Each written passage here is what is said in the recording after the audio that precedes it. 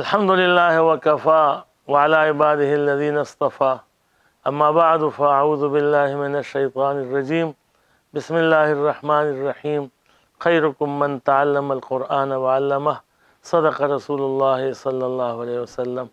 معزز ناظرین و اوریدونکو، د نعمت سبحان سے په وساطت سره د چمکني ټي وي په ذریعه سره د عوام الناس د بلایي او د خیرخواهی د پاره او د طالب علمانو د خیرخواهی د پاره د علم د باب نه یو درس د قدوري شریف چې دا موږ د فقه کتاب دی د هغې درس ان قریب د هغې موږ افتتاح کولو والا یو، شروع کولو والا یو، چې هغې کې د مونځ او دس مسایل او همدغه رنګې د معاملاتو د ژوند ټول مسایل دي.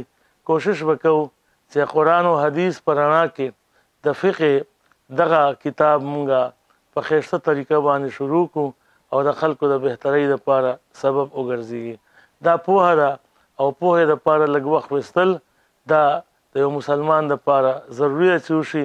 لکه قرآن مجید کې الله پاک وایي، فرمایي چې فلولا نفر من کل فرقة طائفة لیتفقهوا فی الدین.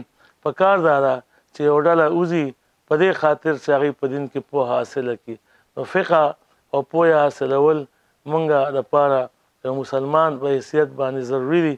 الله دې موږ له توفیق راکړي چې د ښه بیان او په ښه طریقه باندې د هغې سمجاول او بیا د هغې نه پوهه حاصلول الله پاک موږ له توفیق راکړي.